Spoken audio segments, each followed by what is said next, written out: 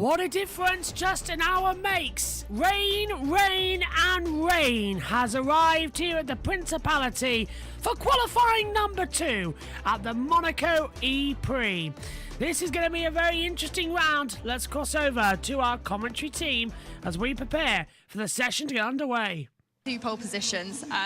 Being back here in Monaco, everybody knows it's a really technical track to drive as well, the street circuit. We've seen a lot of drivers, you can see in the body language of the cars, struggling with the physicality of it. But here in the race, as you can see, going for the overtake on Pascal Wehrlein, ending up in the barrier there. So bad luck yesterday, but I think generally as a whole, he has to be proud of what he's achieved in the last year, and I'm sure we're going to see him for a few years to come in Formula E. Yeah, absolutely. He was definitely one that we are going to be keeping an eye on. Now, there was a bit of drama on track during FP3. Talk us through what happens with the Kiro car and Dan Ticktum as well.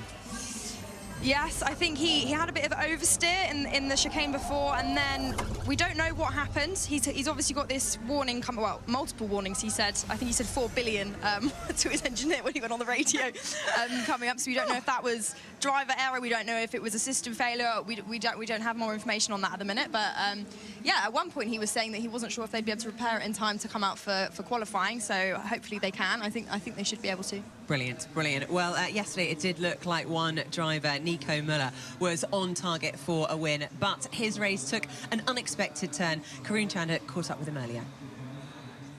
Nico, a roller coaster day for you yesterday. First you had the puncture on the opening lap that put you at the back, but then you got a good break with a full course yellow, didn't you? And ended up in the lead. So that was you know, a bit of misfortune and then good fortune, I guess. It was obviously difficult to understand, you know, straight away what was going on from the outside, but we actually were ready, you know, to execute the plan in case something would happen at the beginning, and that was trying to put ourselves into the situation to make use of such a yellow. It came at the right time, we grabbed it with both hands, the team executed greatly, we had good communication going on, and that was the key to even put ourselves into that situation. After that, it became a little bit more complex. Yeah, because I understand that you had an issue at the pit stop. Can you explain that?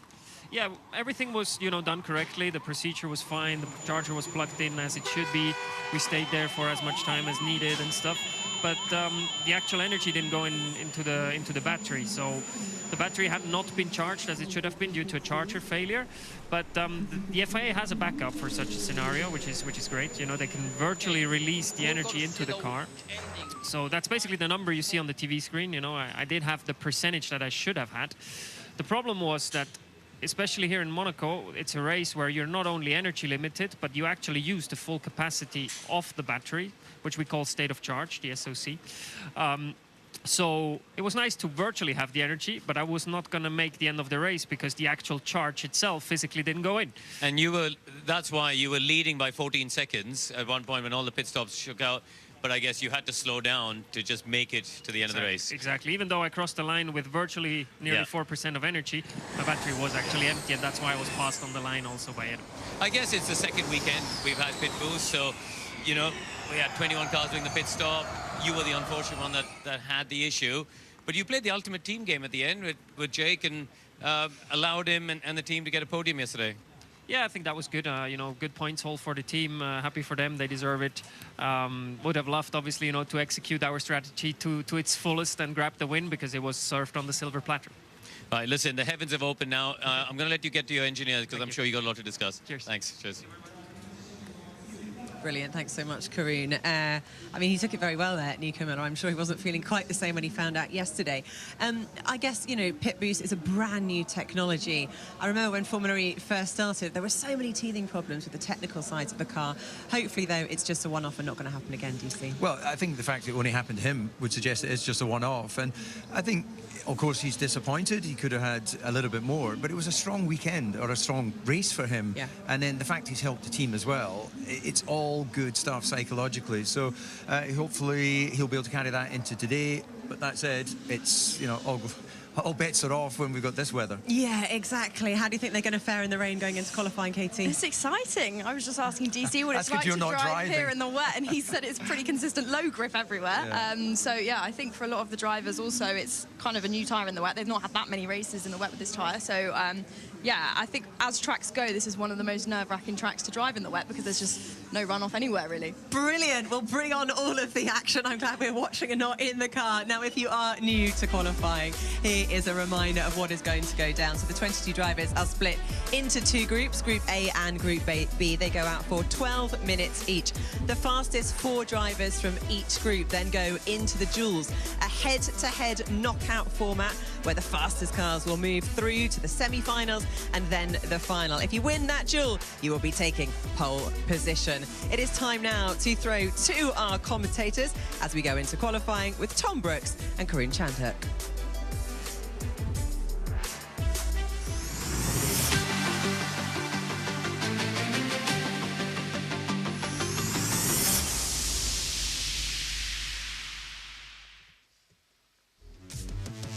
A very good morning and welcome along to Monte Carlo. It is round 7 of the ABB FIA Formula E World Championship and you join us for qualifying. This is going to be a very exciting session, courtesy of the fact that the heavens have opened in the last half an hour. And after free practice 3, we saw Mitch Evans leading the way in Jaguar TCS Racing. But now, heading into qualifying, who knows how it is going to work out. We've got 2 groups of drivers going out in the first stages of qualifying. The top 4 from each group will go through into the dual stages. As you can see, Roland, Acosta, De Vries, Mortara, Hughes, Evans, De Grassi, Ticktum, who was in some problems, more on that in a moment, in FP3, Nato, Freitz and Zane Maloney. But here is the man who won the E-Prix yesterday in spectacular style. Oliver Roland, once again, a strategic masterclass from the Briton. Just touching on Dan Ticktum, as I mentioned, some problems for him in FP3. The problems being that his car ground to a halt at La Rascasse after he saved quite a scary moment. But you can see the pit lane absolutely soaked as the drivers head out onto the circuit for the first time in qualifying then here in Monaco. So a 12-minute session, 11 drivers in this session, and the top 4 will progress forwards. Now, as you can see, it is wet, and there has been no track time in the wet conditions up until this point. So it really is, Karun, a step into the unknown. It is, Tom, and also, you know, this is a situation where the drivers haven't found themselves in, really, with these tyres. So Hankook have got a new tyre for this year, different construction, slightly different compound as well. And they've done very little running in wet conditions. So it really is, especially for those in Group A, it really is a bit of a journey into the unknown for them. Yeah, no doubt about it. Bit of breaking news to bring to you in the commentary box as well. Oliver Roland has been given a drop of 3 grid positions for suspended for the rest of the season on the condition the driver commits no further breach of an article. Basically what happened was in practice he exited the pit lane when the red light was on, so a slam dunker. Red means stop. It does, yeah. Well, essentially the session was stopped and he obviously lined up the end of pit lane and went before the light went green. So is there not a light on the dashboard? Because it is possible to drive past the red light if it switches just as you're at the end of the pit lane, because you can't, you know, have your eyes on 2 things. Or maybe you can if you've got squinting. But does it come up red on the dash? Team radio for Hughes. Maximum energy, front rear. What did it, maximum energy front and rear by the sounds of things. Just going through the tunnel, by the way, that's one of the unique characteristics of this Monaco circuit, is the fact that obviously that element of the track is dry compared to the rest of it. Yep. You get one dry corner, don't you? So it looks like a lot of water, actually, doesn't it? It's not. It wasn't just a little drizzle. So no, that is a lot of standing water, and they're actually doing a lot better than I imagined they could, because my limited experience of driving here in the wet was I couldn't go flat anywhere. It was just, well, it does look like he's struggling to go flat as well. The painted lines are catching him, isn't it, as well? You've got, that's a challenge here. So difficult. Yeah. You got, you know, as much as people talk about anti-slip paint and high grip paint and stuff, in my experience, it's never ever been as grippy as the track. I'd love if we had throttle display there when we're going up the hill. Yeah, we didn't have that because that will tell us just how difficult. If you can't go flat in a straight line, they're pushing that it tells now. you there's not a lot of grip. They are pushing it, and there is a lot of standing water around this circuit as things stand, so I wouldn't be at all surprised if we do end up in some form of red flag situation, because how long before it just becomes too impossible and too dangerous? That's another factor as well you sort of have to think about, because the dangers this track offers, you go in the barrier, you're out of it. You know, immediately out of it. It's not a catch-22 system. You go off here at Monaco and you are possibly even out of the entire weekend. So you come up to the commentary box. Hello everybody, welcome. Over on Formula E Zone and JB Motorsports. All aboard with Mitch Evans into Nouvelle Chicane, and it's such a slow lap. Already 1 minute 20, and we've just exited Nouvelle down towards the back half of the track. It's not the best situation we've seen at all, actually. And now he's sliding, coming through to back into the swimming pool chicane. Now, they've started the session. The rain is not coming down, but there's a lot of standing water, and the track is almost super slippery, and he almost puts in the barrier at the second phase of the chicane. So, yeah, as things stand, I would say that this very much is going to be sort of almost a red flag situation. I can't see how they are going to keep this one with interest as we go. It's too treacherous, too tricky out here right now. Let's check in with the world feed. You've got clear space behind you, just doing stop-start burnouts in the tunnel to try and get some core temperature on the tyre. So 7 minutes left then of this session. Oh, Roland, a massive snap of oversteer as he comes across the timing line. He was off down at Saint-Devote in practice earlier on this morning. Let's have another look at some of the slips and slides that Roland's had. This is down into Mirabeau, and he's actually had to pirouette the car around there. Beautifully avoiding the barrier. A little bit of skill, a little bit of good fortune. Let's have a look here.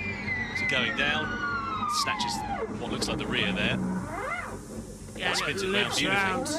Points for the pirouette for Oliver Rowland, but not necessarily the fastest way to negotiate this circuit. Well, I don't think you get 9 lives in cat terms around Monaco.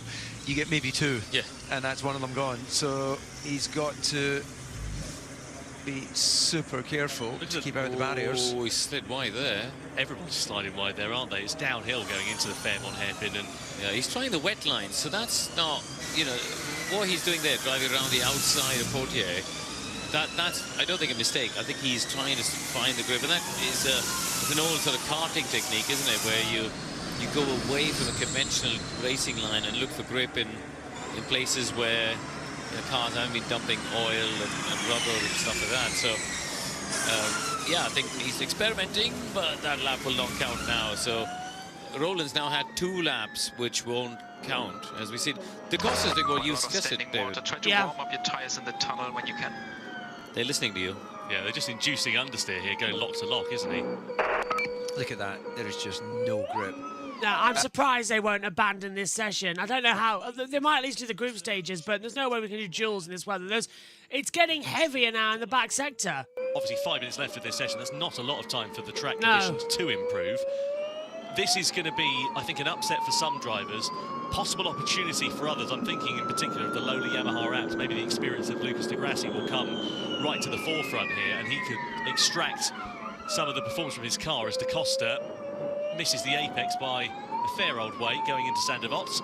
Yeah, he just kept the car going straight as long as he needed to feel like he had grip. Pretty solid improvement here as we come in towards La Rascasse. This is where Ticktum came to a stop in FP3 this morning. Spoke to him briefly down in pit lane. He thought it was a powertrain issue, but it turns out just a couple of sensors needed to be reset. So he will be out in qualifying, and he's out in qualifying, as you can see, actually down in ninth place. De Vries over the line. 1:59.926. They are coasting around this track. Let's hear from Evans. Man, this Porsche has got so much more grip, it's ridiculous. Has it though? Because Da Costa is only 0.6 of a second away and still not in the duels at the moment. No, but I think Da Costa's given up a lap, hasn't he, to do the tyre warm-up. Good time point. So I think this is the next lap. Every lap they're improving. You know, Roland is 1 second up in just the first sector, and that's what we're expecting to see once the tyres start to light up. we're going to see people finding these massive chunks. So it's kind of a holding pattern, isn't it, until we get to the last lap? Yeah, you've got to be out there. You've got to be building your laps just in case you get a red flag or something like that. But equally, knowing that the fastest lap is going to be very probably last person across the line. Evans then, 8th fastest. DaCosta going quick. Rowland's finding time is 1.17. Yeah, he's faster still. So even Evans is, they're all getting the right delta time that they need to, but they're all slipping and sliding. It's like literally watching a fun slide out there on the circuit right now. I'm amazingly surprised we haven't yet gone to a red flag or someone stuffed it in the wall. The talent from these drivers right now is absolutely fantastic.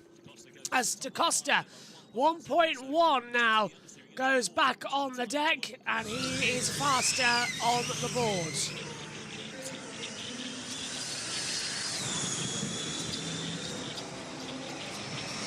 So times are getting to the deltas now. Hopefully that means that we'll see some improvements.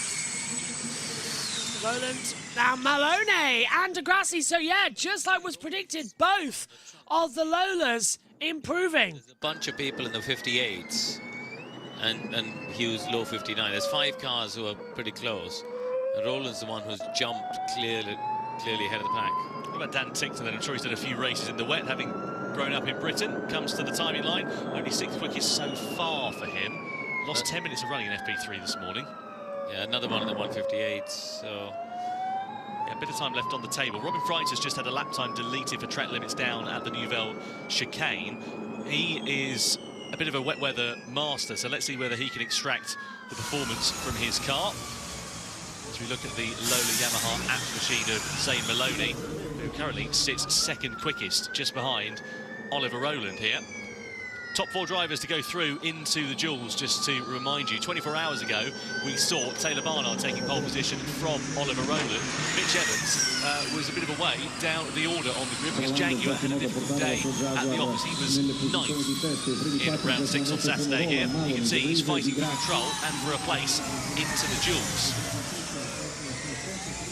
yeah, DaCosta has gone faster than anybody else in the middle part of the lap, and he's looking on course. Look at him catching Evans. This is what Evans is concerned about. You can see DaCosta and the Porsche just getting closer and closer to him, and he does go fastest. So it's this and one more lap afterwards. It's this and one more lap afterwards. We cannot back off anymore. 2 more laps. Well, he's got to get ahead of Evans, actually, hasn't he? That could be a problem for DaCosta. He might have to. He's got a decision to make here. First to freeze a big slide towards Raskas, but DaCosta's got a decision. Either he's got to think he's going to pass Evans, and on the last lap he was 3 seconds. Yeah, De Vries is back out of it. So or he's going to go with this. Yeah, he's putting it all in one lap, isn't he? Yeah. Yeah. Well, this is last lap for De Vries. It is, yeah, he's putting it all on red here, isn't he, Nick De Vries, as he comes across the timing line. Currently 6th quickest. Yeah, and is he going to be faster still? That's the question. Tickton, though, has found the pace. Dan Tickton, with 30 seconds to go of the session, he's a 1:56.779. He's gone top. Evans. Time. Okay, mate, pace is looking good. We keep improving. Let's keep it up. I'm not sure. So he's dry in the tunnel, though, and that's why we're seeing these all-weather tyres. They're sort of shaking midway through, and then as soon as they hit the water again, bang, up it all comes, and it's hard to really find the situation as Evans under-braking into the Nouvelle chicane. He's going to make a mistake. I think he cut the corner there. Not entirely sure the angle he was coming from. Fries said his lap time deleted for track limits as well. The checkered flag is out. The session is over. And now it's going to be he who dares wins. A lot of differential and changing around here. DaCosta, 2nd sector with a personal best. That doesn't fill me with much confidence, to be fair. Slipping and sliding like a merry-go-round right now. They're all going to be spinning like bottle tops. Over the line then. Evans P10 at the moment, takes the flag, flags out, and Evans goes 5th. He misses out on the duels. DaCosta goes through. We've got Rowland also going up into P2. Norman Nato will be coming across the line shortly as well. Hughes in the gap as well in the the Maserati, sliding out of Anthony Nogues, over the line. Nato goes 5th. Hughes snips and slides. He goes 4th. Hughes is through, and here's Tinkton with the fastest first sector of anybody. Well, that's Degrassi into 4th, so out goes Hughes. Maloney kicks out Degrassi. Wow, didn't expect that one to come through. Degrassi's out of the duels. Frines goes 9th, and Mortara's boxed. It's all down to Dan Tinkton. He's 4th, and Mortara, yeah, well, Tinkton will go through, and Mortara's boxed. So that's it, the end of the first session. And it is going to be De Vries, Da Costa, Rowland, Tinkton, Maloney, Degrassi, Hughes, Nato, Evans, Frines, and Mortara have that positioning. Great opening session, but they all had to battle the conditions, and I think they did mighty good. Delight and disappointment all in one for Fred Bertrand in the Mahindra garage there. De Vries topping the order, and Mortara right down the bottom.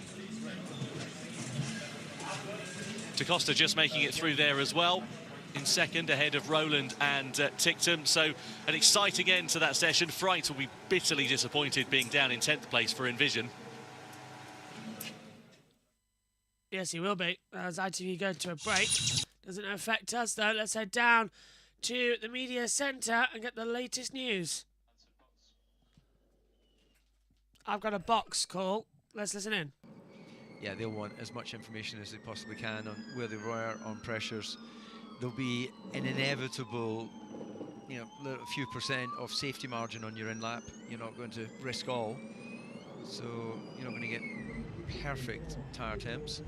Mahindra have looked quick here this weekend. Mortara will be absolutely gutted to have not made it through and indeed be down the bottom of the order. That's Nato with a big swapper into Casino Square. I got to say, I think all the drivers there did brilliantly. There'll be those that are happy that they've gone through, there'll be those that are disappointed, but given their first out in these sort of conditions, that was pretty impressive driving. Yeah.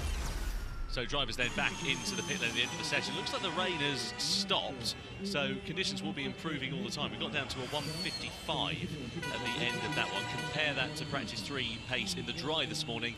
We were at a 26.6, so yeah, significantly slower at this point. So Tinkton makes it through. As I say, he was a bit of a doubt for qualifying after coming to a stop at the end of practice, but managed to really extract some performance from that car. He was only 400ths of a second quicker, though, than Zane Maloney, so very tight margins between making it through to the duels and not going any further. Classification then of Group A, it's Nick De Vries for Mahindra, Da Costa for Porsche, Rowland for Nissan, and Tinkton for Cupra Kiro that go forwards and into the dual quarterfinals. We say goodbye to the 2 Lola Yamaha apps ahead of Jake Hughes, Nato, Mitch Evans, fastest in practice this morning. He'll be gutted to have not made the cut, along with Robin Freitz and Edo Mortara. So then,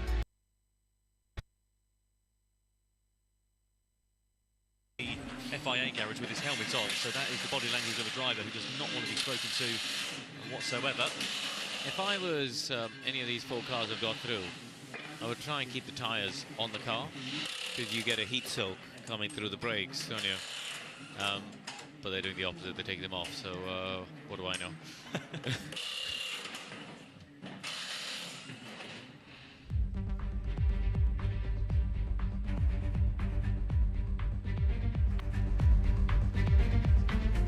Over to Group B then, Pascal Wehrlein for Porsche, Barnard for McLaren, who was on pole here yesterday, Dennis, Günther, Verne, Muller, Van Dorn, Bird, Cassidy, Buemi and Dan Tinkton are the 11 drivers who will be going out on track in this session. We've already seen Group A out a few moments ago and there was no grip on the circuit. I imagine it's going to be much the same here, though the fact the rain has eased off slightly. The green light's about to come on, the session then now about to begin. As Antonio finished Da Costa's car is pulled back into pit lane. There is Mitch Evans in pit lane as well. And a bit of communication going on between those 2 drivers at the end of that Group A session. Yeah, but I'm not sure what Evans can be unhappy about. He was the one in front. You know, so he had Da Costa behind him, so... Do you think he was apologising to Da Costa? Oh, maybe he was, yeah. Anyway, Cassidy now out on track, spearheading Jaguar's charge here. Much more like it for Nick Cassidy this morning after the disappointment of yesterday, where he finished right down the order because of overconsumption of energy. He was classified 18th at the flag. He was on form this morning in the drive. The team turning the setup around.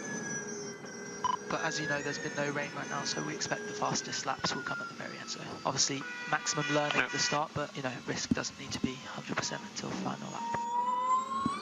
Cassidy, just to finish that point, 6th quickest in practice this morning. Yep, so now they're saying, basically, it's okay for now, but that you are going to have to push eventually. Don't know why the blog isn't working from Formula E there as well. I guess that's just typical of their servers as things currently stand. Okay, so, just to confirm, this session will see Verline, Barnard, Dennis Gunther, Vern Muller, Van Dorn, Bird, Cassidy, Boemi and Beckman as their leaders going forward. So yesterday in this session, Van Dorn was 7th.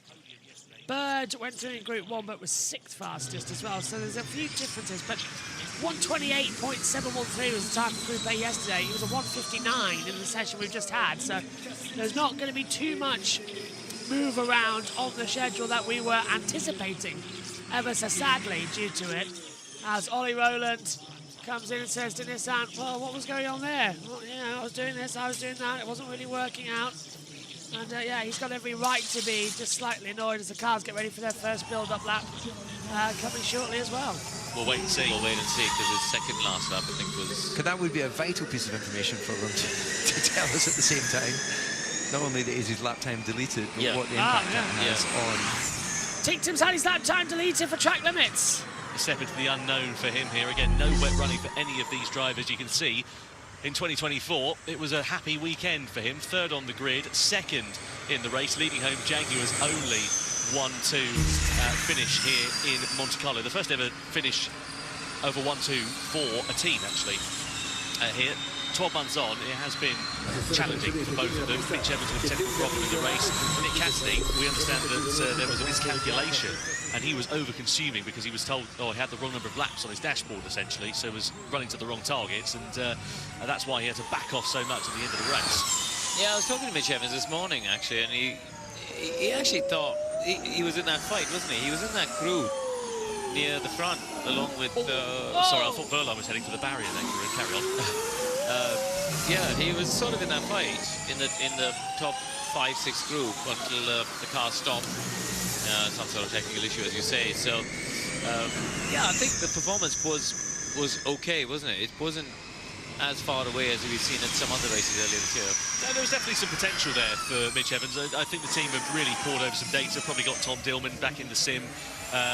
For Jaguar over in the UK, running a variety of different laps, trying to work on a setup and feed that back up. The case in point there was last year, or the year before actually, as a matter of fact. We had Tom Dillman on the simulator, and he did something like 1,000 laps, which allowed Evans to turn the setup on its head for race day after a dismal qualifying and go on to take a very commanding victory the following day.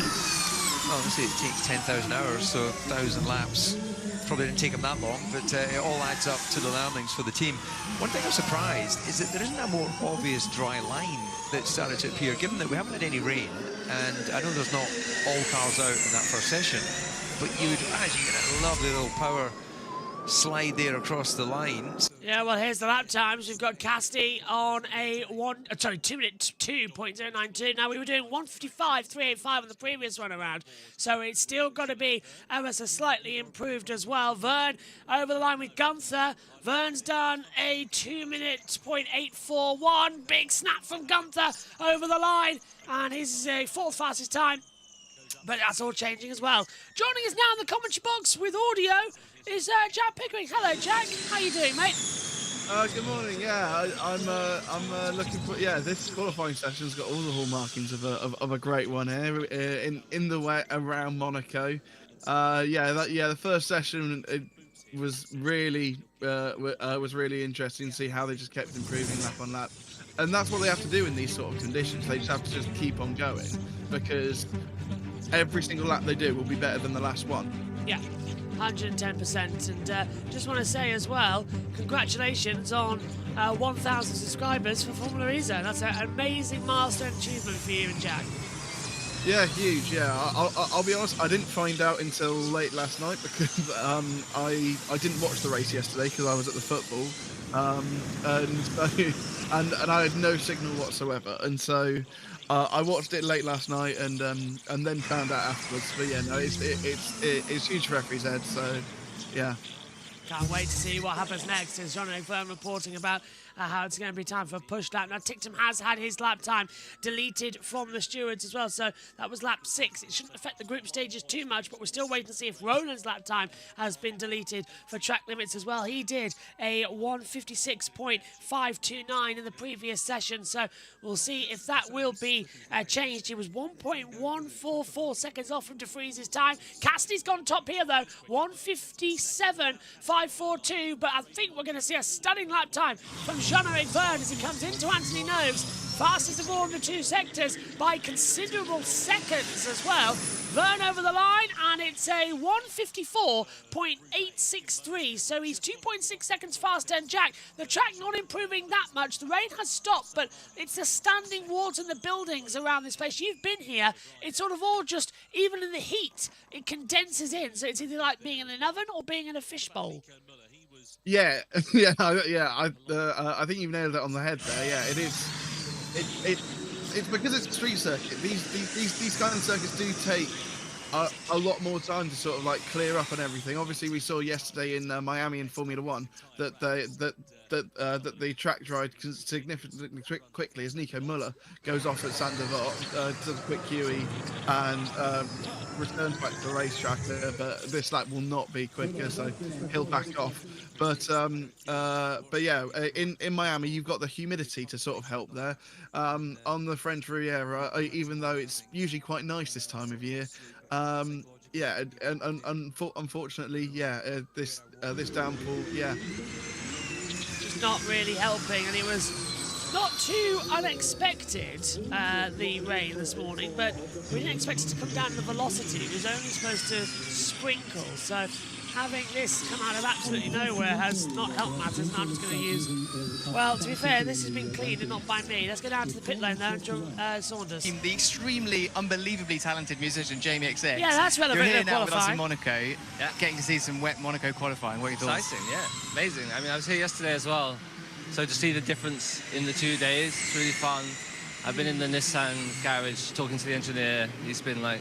I've been learning a lot. It's been great.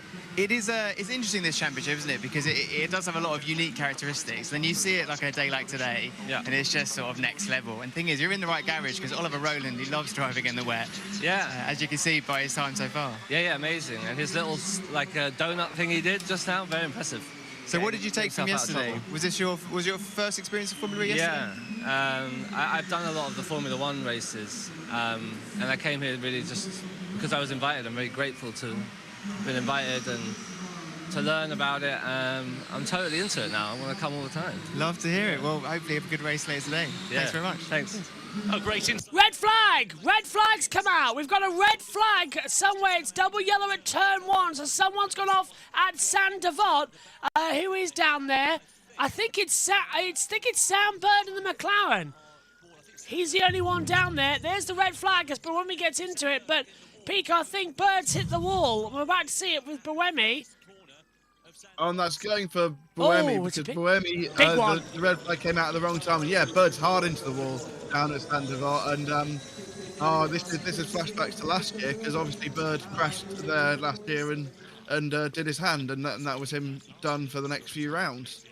Yeah, now it looks like he's done exactly the same thing again down there at the braking zone for turn 1. It looks like he's lost the rear, hit the wall. Our speed limit. So we're trying to get the cars back to pit lane as quickly as possible. Yeah, so you can get rid of the speed limit here, but red flag's out.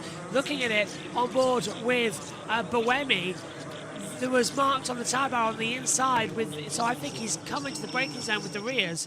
It's locked. He's tried to catch it, it's gone left into the barrier. And he's skidded along. Done a Jolyon Palmer. Yeah. Lost it over the crossing. Yeah. Let's have a look. We're going to get a replay now. Oh, he's already not stopped before. Has he locked the? Has he hit the rear? Yeah, look, the rear's gone. The rear. He's done. So he's hit with the rear, and then he's going to the barrier right in front of us. And yeah, at that point you are just aquaplaning because of the rain. There's nothing you can really do. Thankfully, Sam's out of the car. He looks okay. He's not clutching his hand like he was this time last year. But yeah, he's obviously disappointed with that. And yeah, as it stands, he's 9th on the grid. But we've got 2:46 left on the clock. This session will restart, and they'll probably only get one lap to have a go. But that's Bird's chances done, and the McLaren team's lunch is basically gone as well. Big trouble then as they come into it. I think our qualifying blog is now working, so let's pass down to the world feed while we're under this red flag. One lap in, 2:46 to go. Yeah. They'll all go up. So they'll all have one lap to build temperature back up in the brakes and tyres and get one run to the flag. But the problem you've got there as well is you're going to get 10 drivers now. Let's have a look at this again. Yeah, you can see he's hit the barrier on the left. Yeah. Again, the camera angle is coming to us quite late. We can see the witness.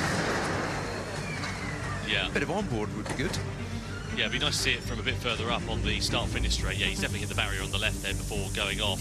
Just nothing he can do to get that car stopped. As soon as you're on those tiles there, there's going to be even less grip. But just going back to my earlier point, so 10 drivers that are going to be going out on track. The problem is they're all going to be going out together. There's going to be no natural space between them, so they're going to have to make a gap. No, but you've got time. You've got 46 seconds to play with, haven't you? Because it's, they're doing sort of 2-minute laps. So if they outlapped, call it a 2:10, so maybe they got 30 odd seconds to spread 10 cars, 3 seconds between you. That's okay to do a lap. Well, drivers that wouldn't be disappointed if the session wasn't continued would be Van Dorn, Verne, Gunter and Cassidy. They're the 4 that are through to the duels currently. This man here, Nico Müller, finished just off the podium after playing rear gunner to his teammate yesterday after Dennis was hit with a late race penalty. And Nico Müller backed up the rest of the pack. He was eventually classified in 5th place because he ran out of energy right at the end of that one. But he's down in 10th position at the moment in Group B qualifying as we look at Sam Bird taking a long walk back to pit lane. Yeah, but those just outside, of course, are going to be very frustrated. I don't think it'll be too long. Now they've got that car up in the air. Yeah, you can just see what led to him touching the barrier on the left. Has he had a lock-up earlier in the braking? Well, we saw snaps of oversteer, didn't we, in a straight line, so there's a very big possibility maybe he's hit a big patch of standing water and just aquaplaned. Yeah. Either way, an early end to his session. This man here, Taylor Barnard, on the other side of the garage, won't be thanking Sam for that one because he's now got a lot of work to do to get through into the duels and not a lot of time to do it in. We're still awaiting confirmation as to when the session will be resumed. Let's have a look at the onboard then with Berta. This will give us a better idea. Locked up the front right. One incident. Yeah. Then another. Yeah, big impact there. Lots of energy. Yeah, so there we go then. So he's locked up the right. That sends him straight on into the barrier on the left. Yeah, according to James Rossiter, it's broken the rear left when he's had that first initial impact. And then obviously broken the front when he's had the secondary one. Well, you'll see, I think the front left takes a knock as well. Yeah, it's both. There, the rear, there's the rear, it's gone. Yeah, you got no braking at that point, really, have you, once you're skating on the underside of the car. But thankfully, the safety cell did its job. Yeah, good to see Sam Bird up and walking back to that in front of the fans here in Monaco, and a fair play to the fans as well for sticking around in the deluge that we've had. Yeah, the crowd clapping to show their appreciation of him being completely unhurt. Yeah, good to see the modern safety stands of Formula E. Look here inside the Jaguar garage at the helmet of Nick Cassidy as he sits in 4th place at the moment. This will be a very welcome result for the Kiwi. It's very tight to get to the push, and they usually don't give us a big warning on when it's going to go. Then do not put the tyres under cover, because, no, leave them on. If it goes green, and we don't have the tyres on the car, we look like idiots. Oh, it's a very good point. He wouldn't be the first driver to be caught out like that either. Yeah, well, the team have listened. tyres are on and they're ready to react. But if he's put lots of temperature on the brakes on the in-lap, you'll get the heat soak from that anyway. Yeah. So then, we still await news as to when this session will resume. There is Jake Dennis in the Andretti garage. He's 5th fastest in this session, currently just on the bubble of the duels. David Beckman made it into the duels in Miami a couple of weeks ago. And he'd love to be able to do that for Cooper Kiro, who have looked on great form so far this weekend. There is the other side of the Neil McLaren garage, Taylor Barnard's car. Taylor currently 7th quickest at the moment. So this is going to be a case of, you would imagine, last driver to cross the line at the end of this session, but I guess with only 1 lap to go for these drivers, we'll see how it works out. Repairs to the Tech Pro barrier are what's delaying the start, restart I should say, of this session. So while we wait for news on when this will resume, let's head down to Saunders in pit lane. Saunders, what have you got for us?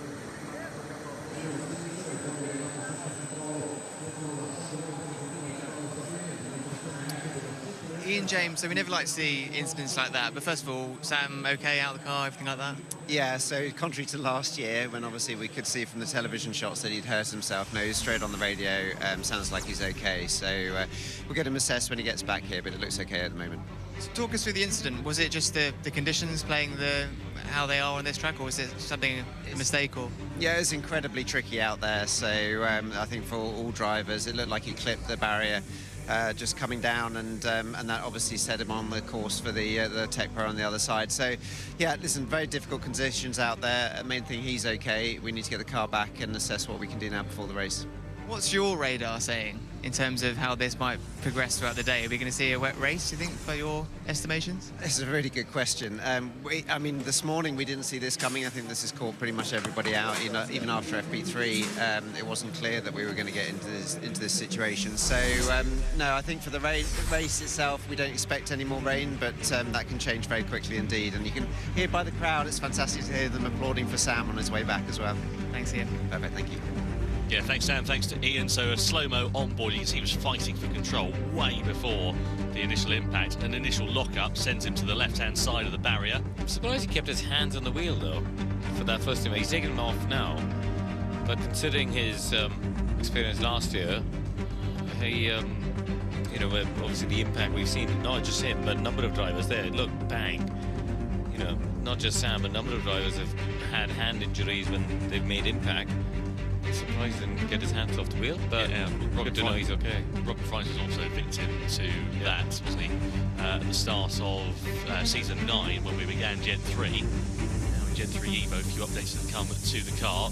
Again, still no news as to when this session will be resumed as the repairs for the Tech Pro barrier down at T1 continue. It's Stellantis 1, 2, 3 on the timesheet, isn't it, at the moment? Yeah, so those cars have been able to get a bit of performance. And actually, if you look at the times, 3 of them within just 2 tenths, and then Cassidy in 4th is 1.8 seconds behind. So clearly the powertrain, the electronics, the setup of the Stellantis cars working. Okay, we're just trying to get something sorted here to show you. I've got the press conference screen up because I want to see this replay, which I think we're going to see on the TV pictures once again. But I'm just going to play it through here. So here we go. This is what happened to Sam Bird then, Pico. I know you can't see it again, but he's already aquaplaning down the start-finish straight, and then he just sort of snaps on him as he crosses over the pit lane line. He's already locking up, and he's practically going to the scene of the accident. Yeah, it's actually a little bit more towards a bit like the accident Max Verstappen had here, where he admittedly there wasn't Romain Grosjean in the way, but he clipped the the left front and then just went straight into the barrier from there. And so but yeah, we've seen throughout the session at both groups this morning that that it is hard to go down the what I think David calls the not so straight yesterday. And so yeah, you will aquaplane left, right and centre, and yeah, it just sent him into the wall on the left, and then after that he was going straight to the scene of the accident. A nasty hit as well, as I will thank Formula E for being able to use that footage. We're allowed to show replays of things, and that was certainly one that we needed to see to understand, as we're now back live with it. It just keeps on twitching, doesn't it? It's not the nicest angle for the car to keep continuing in. But the red flag is still out. And yeah, he broke the rear suspension, we're now seeing as well. So exactly as we deduced Jack, that's exactly what happened. So red flag still out. Let's head back down to the world feed. Through. Yeah, that was interesting. He was having a roller coaster ride all the way down the straight. So at any point, he could have lost control. Unfortunately, it came when he locked up in the braking. One thing I am surprised, because having had a little bit of experience of crashing race cars, taking hands off the wheel I get when you know that you're definitely going in. I tended to put my hands underneath the front of my helmet to help reduce that sort of throw of energy. You've got the hands device, but there's a lot of weight in the crash helmet, and I would want to sort of stabilize the helmet as well. How did you use to crash, Corinne? Oh, sorry, my mistake. So You didn't. backing off on that previous lap, it would have been enough to be in the top 4 at this moment in time, but that's done and dusted now, so just got to focus on a hard out lap, and we will have times for one more lap. Okay. So there's a bittersweet radio message to hear. Your lap would have been good enough if the session hadn't been stopped. Yeah. No, I'm with you. I always just try to get my hands as far away from the steering wheel as possible, because you get that kickback, which can give you quite a lot of pain. So inside the DS Penske garage at the moment, both Vern and Gunter through at this stage. As Corinne said earlier on, Stellantis powered cars, the MSG Maserati, and the 2 DS Penske's currently through into the dual stages of qualifying. Vern hoping for a stronger result here this weekend. There's a couple of flashes of performances. Here we go. There we are. Yeah, 30 seconds time, the session will be restarted. So this is going to be a splash and dash to the finish, isn't it? One flying lap, we reckon, for these drivers. Yeah, super important on the outlap to build temperature, isn't it? That's key. The last in-car we just had there, someone hadn't even wiped his visor. I know. There's a lot of basics I would like to see David Beckman tidied up and, you know, mop down the driver. Get a hanky on it. So green light about to come on then at the end of pit lane. 10 drivers out of the 11 who started will head out onto the circuit for one flying lap in order to try and progress into the quarter-final duels here. Away we go then. Green light is on. And now, Pico, we're going to see exactly what everyone's got, because they are going to have to really rush in this session. With only 2 minutes, it's one flying lap, and they've all gone out together, so there's no real wait around to see who's hot or not. They've just got to go for it straight away. Yeah, but there's 10 of them. There's 2 minutes 22 as we see at the moment, and continuing to count down. And so we're going to see what Stoffel Van Dorn, who's towards the back, he's top of the table at the moment, and David Beckman. Obviously, they need to find their own track space so they get over the line. Are we actually going to have a situation where they start their last flying lap? Yeah. I don't think we got time, bro. That was a seriously slow exit by everyone. Yeah, Dennis is right. Lap time's 1 minute 54, and now we're currently standing. I don't think we're going to have enough faster times. This could be huge as things stand. If they don't, because look, where are we now? They're only at entry to the tunnel, and they're all trying to burn up and get temperature to the tyres. I don't think this is going to be possible.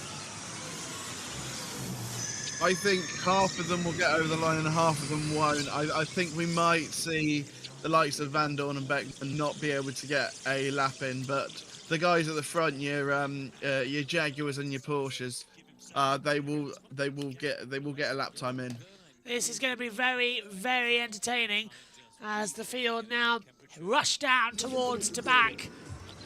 54 seconds on the clock. It should be doable. It depends on how quickly also the track has been drying out. Must have commend ITV. Casti will make it. Casti will make it. He's coming in for Raskas now with 40 seconds to go. I'm fairly certain that Verline will as well. I think we'll see half a dozen cars tops come over the line in time. 30 seconds to go, and Casti's about to start his fire. My concern would be for for who was last, David Beckman. Is he going to get over the line? He's looking at it. Oh, he got across. I can tell you now, that's going to be quite entertaining. Dennis's lap time has been deleted. So that's 5th fastest time has gone. 3, 2, 1, and everyone got over the line in time.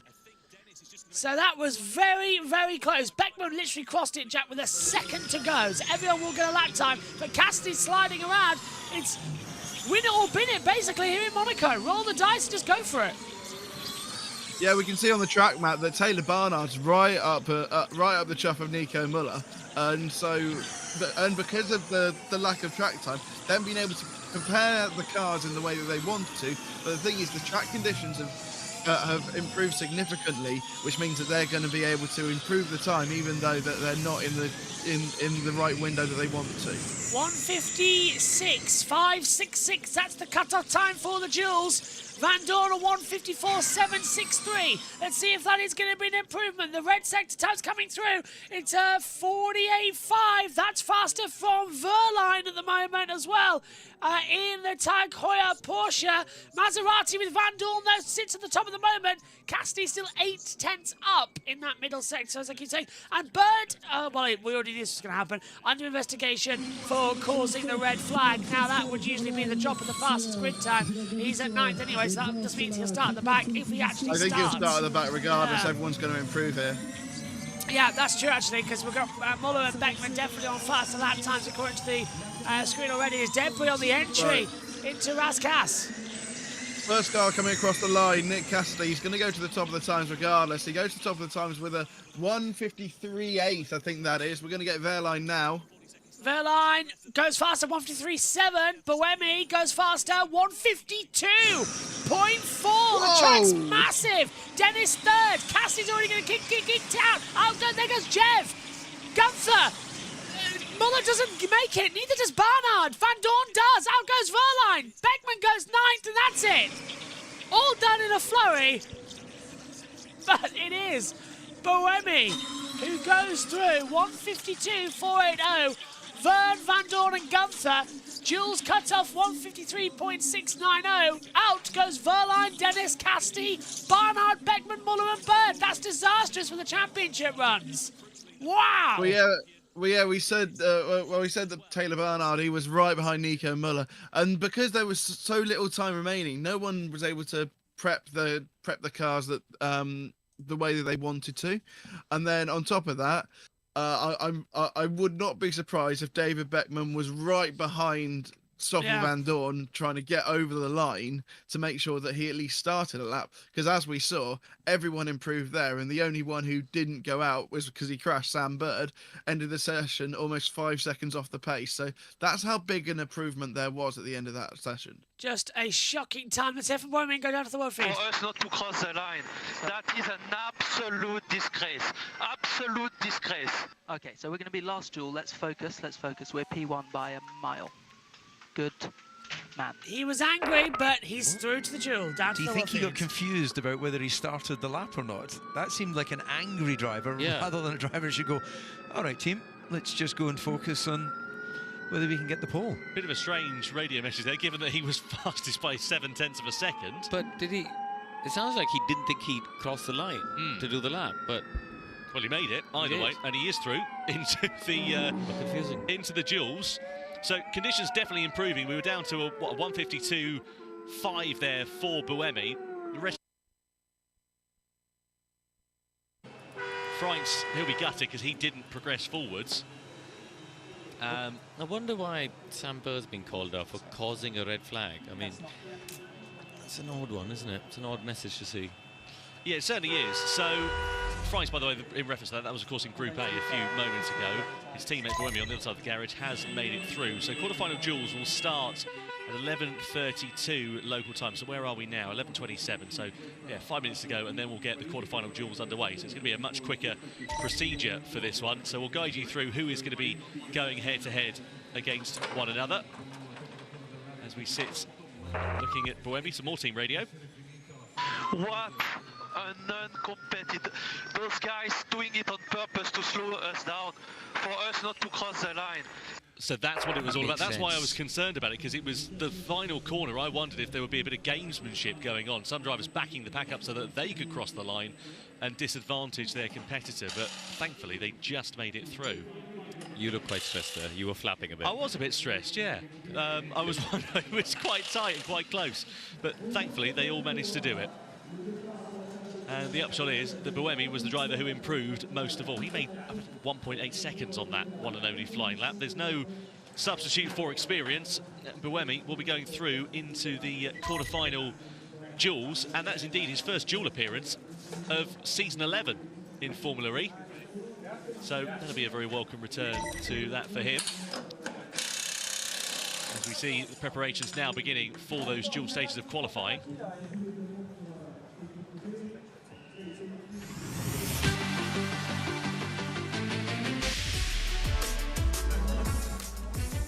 Well, that was a very busy qualifying session, but when it rains, it really pours for poor old Sam Bird. James Droster, thank you so much for joining us. Let's talk through, I mean, a huge impact crash there for Sam Bird in that session. What are the implications of that? Well, hopefully he's okay. We did hear from Ian James that Sam does seem to be uninjured, let's say, at this point. He did have a big impact. He was a long way on the right-hand side of the track where the pit exit is, and he just pinched the front right, and then he was really a passenger from that moment. But the trajectory that he had before he started braking wasn't quite right, in my humble opinion, and that kind of was what threw him off. But you could see that he was having moments all the way down that start-finish straight where the paint is on the grid boxes. He was losing the rear of the car. So yeah, big impact for Sam.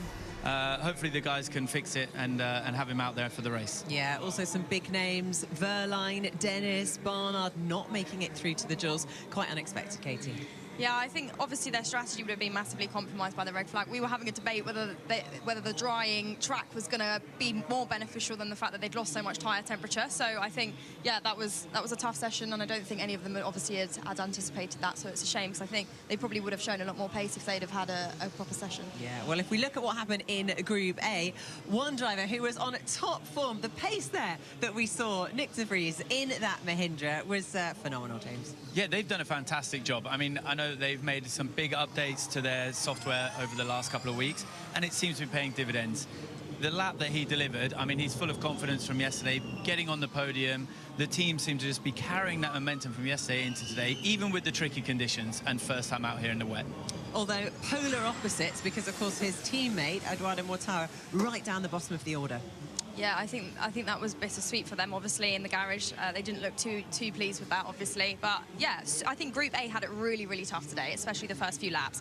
And it was kind of drying towards the end of the track. And we saw the last ones cross the line to be going the fastest again. So, yeah, I think they probably did the job for Group B by setting the dry line out there. And, yeah, wet qualifying is always very interesting to watch. Yeah, and obviously the Jaguar team, we're looking for a bit of a redemption race today. You know, Mitch Evans, last year's race winner, again, not getting through to the duels, which he did yesterday. Well, they made a huge improvement from yesterday in the practice session where Mitch was fastest, but in the wet he had no grip at all. You can see him fighting the car here, couldn't turn in, couldn't get on the power, wheel spin everywhere. Super difficult session for Jaguar.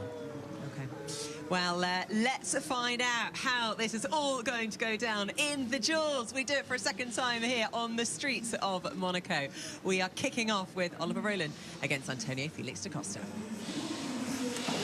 Thank you very much indeed, Nikki. Yep, that's the first of the quarterfinal duels up in a few moments' time as the drivers ready themselves for this ahead of round 7. Let's guide you through who is going to be lining up where, though, for the duels. So, Oliver Rowland versus Antonio Felix da Costa up first. We'll have Tickton versus de Vries afterwards, then Van Dorn and Verne, Gunther and Buemi. This is going to be coming quite quickly now, and according to the Formula E predictor, you reckon it's going to go the way of Oliver Rowland. And given the fact that he took a historic victory on the streets of Monte Carlo yesterday, it'd be hard to bet against that. So, between the group stages and the dual stages of qualifying, we up the power from 300 to 350 kilowatts, but crucially, for the first time, they've got four-wheel drive as well, which, given the fact that we've seen drivers fighting for traction and for control, Karun, I think that's going to be a very welcome addition. Yeah, I mean, it's for them, it's just be it's an amazing gift to have four-wheel drive here. But look at that, DaCosta, you know, this outlap is so important in these conditions, much more so than in the drive, for them to just try and get any amount of temperature. Having four-wheel drive will help to put energy into the front axle and will help to just put a bit more heat into those front tires, but it's still biased more towards the rear. As you can see when Roland tries to accelerate, it's the rear of the car that kicks and slides around. Yep, so down into Mirabeau. One flying lap in these sessions. If you're new to Formula E, welcome along. It is great to have your company. How we do it in qualifying is we have 2 group stages, 22 drivers in total, 11 in each group. The top 4 will progress forward into the duels. We have quarterfinals, semi-finals, and the finals. In the duels, we up the power and give them four-wheel drive, as we said, but also... Yep, we're now at 350 kilowatts per hour. The track drying out, Pico, as you join us now up in the box. This is going to be a feisty session. Who's your money on to go through? I mean, I'm just intrigued coming into this because yes, we've upped the power from 300 to 350. But the thing is, when we go to 350 this year, we go to four-wheel drive. So, and the thing is, when we've seen this in the when we've seen the duels in the past, when they go to 350, we see them make more mistakes because they've got more power to use. But now that they've got four-wheel drive, does that sort of negate that? Does this mean that they're going to have even more grip and set even quicker lap times? It's going to be so interesting to see. I think this one, Roland versus DaCosta, even though Roland won yesterday and was on the front row, I'd go for DaCosta because he's further back and has track advantage. Over the line then we go, and Oliver Rowland will start his lap time here as he comes in towards Sander Vaught. A little bit twitchy, not too much on the curb. Of course, it's the first lap time they'll do ever in wet conditions with four-wheel drive and 350 kilowatts of power here at Monaco underneath their foot. And that is going to be treacherous to try and work out where the braking zones are. I wouldn't be too surprised if this first session, the rest of the jewelers are going to be watching going like, where can I brake, where can't I, and how much power can I actually put down? This is terrifying, really. Yeah, and from the start-finish line to the pit exit line, DaCosta's already down by almost 2 tenths of a second, now 3 tenths of a second. He will need a huge second half of this lap to get anywhere close to Roland, who's down at Portier now. Yeah, this is going to be a very simple lap time, I think. It's going to be Ollie Rowland, I think, who will easily have it. DaCosta is struggling out there, as we can see with the side-by-side TV pictures we have with you on the angles. First sector for Rowland is 31.5, 32.1 for DaCosta, 46.5 for Rowland, second sector. Let's have a look at DaCosta. Well, he's catching, DaCosta's but closing. Can he get 3 tenths? Unless, of course, Rowland does what he did yesterday and throws it into the wall. We'll have to see, but the thing is, Roland's basically the guinea pig here. He's the one out front, which is why I say look out for DaCosta here, because DaCosta could just close. He's dropped a second. He's dropped hugely through the chicane. I wasn't really focusing, but I thought I saw DaCosta make some sort of a mistake. And yeah, this is going to be Roland's for the taking. Ollie Rowland will cross the line and will make his way through to the semi-finals with absolute ease. So 1:48.032, that's the fastest we've seen so far in this session. But by no means is it going to be anything better than that for DaCosta. He is massively off the pace, and a slow lap. We've been expecting you, Mr. DaCosta. Well, we've been waiting for you to cross the line, and he's now 1.4 seconds down. Brilliant, I love that. Ollie was on it from turn one. He'd already pulled 2 tenths by the exit of turn one, and so yeah, he is on it. He is driving like a man possessed this season. Obviously, we saw last year that he was phenomenal and could have been a championship contender had he not missed that Portland doubleheader. But this year, he's really taking the championship by storm, and he's really getting used to it. Here's his radio. That was a good lap. Yeah, 1.4 seconds. 1.4 seconds clear, but that was better lap time. Right, time for quarterfinal B then. And it is going to be Dan Tincton versus Nick de Vries as well. And now yesterday, de Vries was in duel A and Tincton was in duel ABB are on the quarterfinals, so not quite going through the first runs, but they are, that's Roland in between them, isn't it? Can't be different. Is that Yeah. So Roland's heading back to the pits. Dan Tictum is out front because he set a slower lap time in the group A. But yeah, these two lined up side by side yesterday on the second row of the grid. They were both knocked out in the semi-finals. And the thing is, these sort of conditions, like I'd give Dan the nod over this, but I mean, look what I know. I got it completely wrong in the first quarter-final. Into Saint Devot, hugs the inside line. Ooh, a little bit of a slide at the rear, but this is now 350 kilowatts up by Ravage, and it's still twitching on the paint as well. You've got to be ever so careful, as now we'll see De Vries start his lap time as well. He too cautious into Saint Devot. They're going flat out. It barely looks like they're moving. They're having to fight for control so much. And through Casino Square, Pico, Tictum's almost, well, he's having to really fight for control of the car. Yeah, 3.5 tenths in that run between turn one and from the start finish line into turn one. It's now up at 1.5 seconds. Could we see genuinely Nick De Vries catch Tictum by the end of the lap?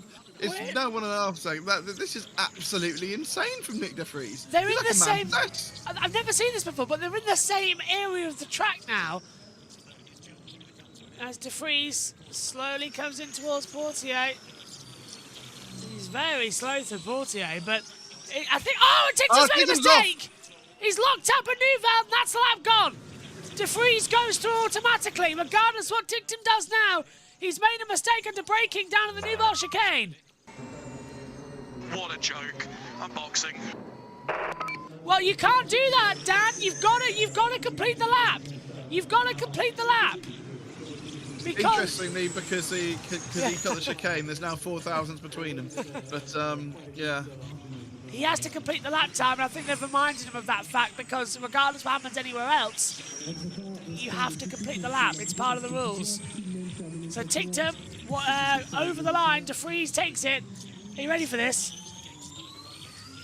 1:53. But lap time deleted already by the stewards. 1:53, 1:20. So Tictum will start 8th regardless, and Nick De Vries, there we go, straight through to the semis, and that's going to be an interesting semi-final between him and Roland. Obviously, the top two from yesterday's race. It was a 1:48.167, and that means the best time is by Roland, who was a 1:48.032 in that previous session.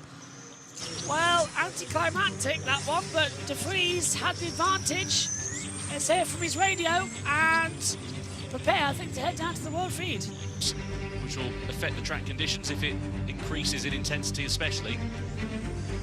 It was an absolute deluge earlier. It started to spit, and then 5 minutes later it was like being in a British pub garden in the summertime. Oh, big moment there for Tictum, just all crossed up. Why have we managed to that? Oh. Well, arguably, Pico, I don't know who to blame there, but I wouldn't blame the team that way. And then something did not look right with that car from the off, and I know that I called him to do well because these are sort of the conditions that he likes.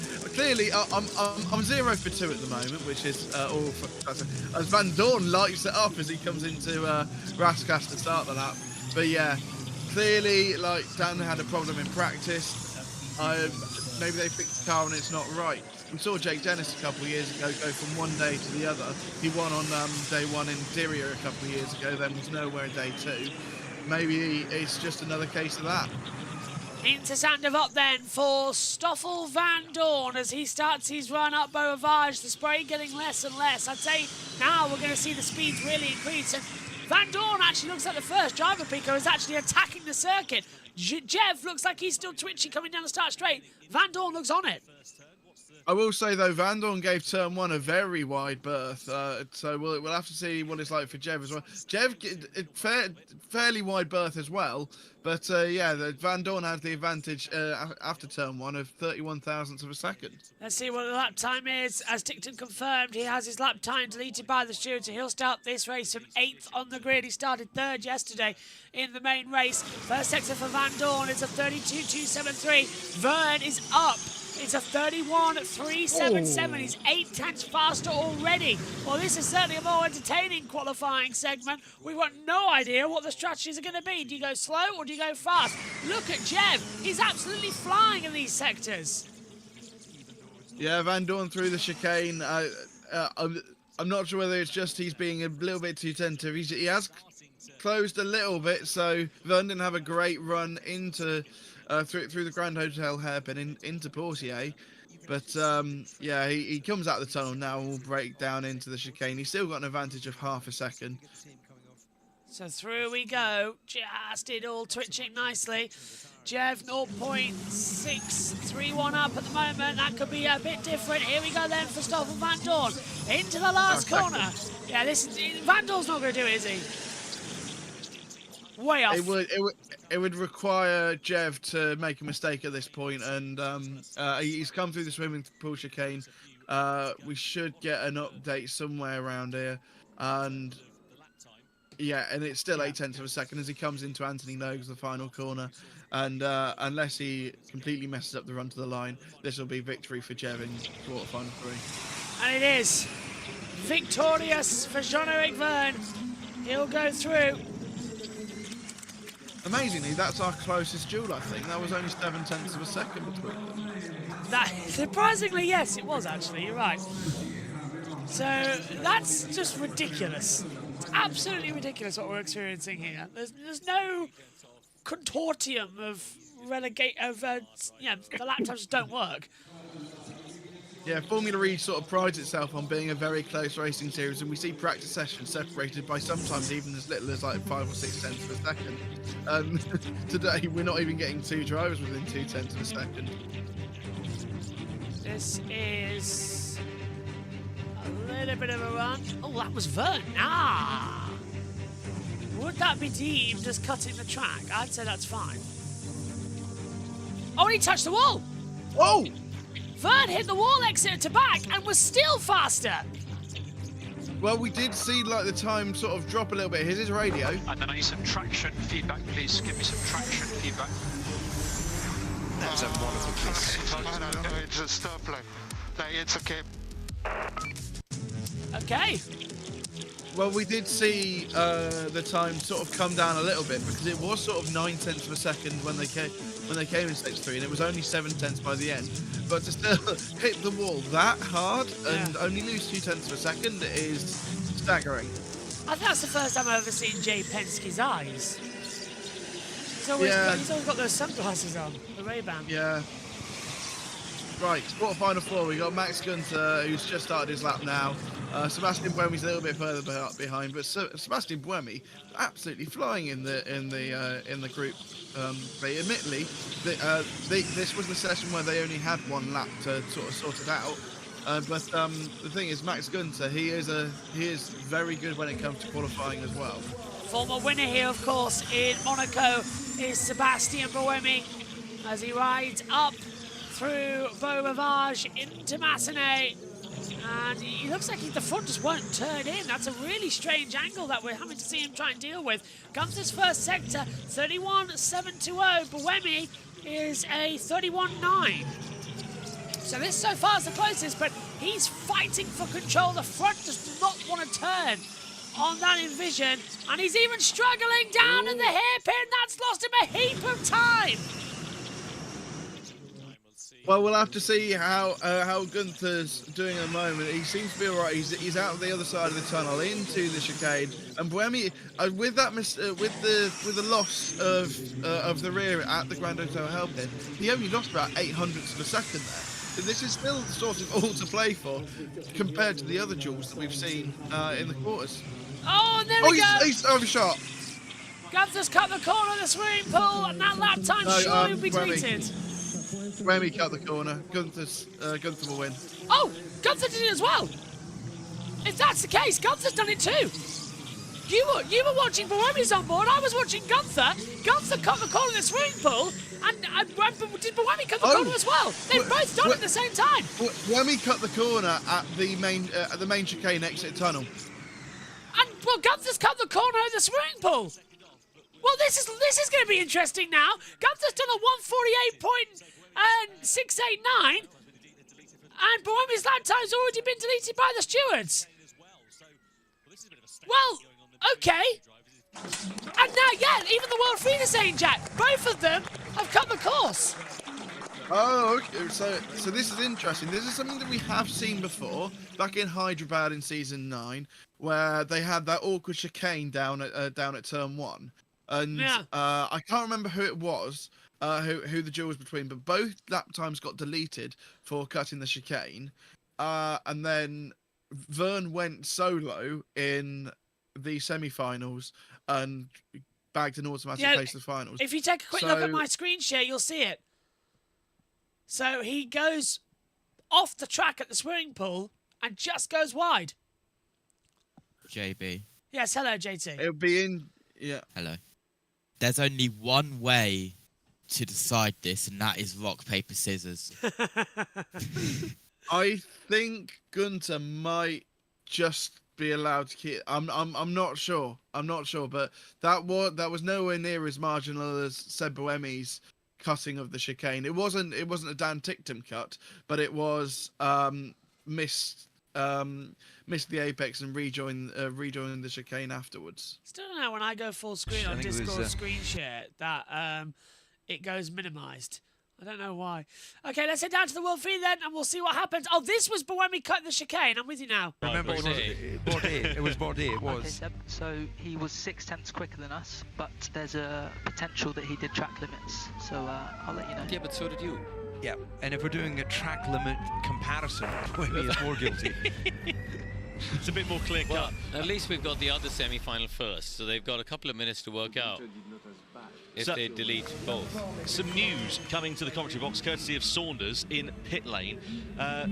Dan Ticktum said that the reason that he was so frustrated is because he wasn't in 350 kilowatt power mode in the dual stages of qualifying. What? The team had put the car in the wrong mode. He still had 300 kilowatts and two-wheel drive.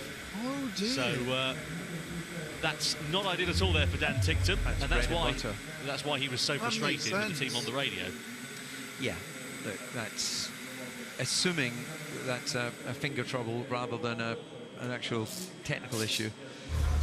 Well, we'll hopefully get an idea of that interview later on in the broadcast. But let's guide you through how we've got to the semi-finals and the lineup here for round 7. So we had Roland versus Da Costa, Ticktum versus De Vries, Van Dorn versus Vern, and then Buemi versus Gunther. The upshot is, first semi-final, we'll see De Vries versus Roland, and then it'll be the two DS Penske teammates head-to-head against each other in the semi-finals, which will be an exciting end to that session. We'll see which of them is going to end up in the finals and the fight for pole position. Clouds overhead here, the heavens open at the moment, a light bit of rain, but now we see two men who were on the podium here yesterday. Oliver Rowland, the victor from round 6, and De Vries finishing in second, who will go through into the finals.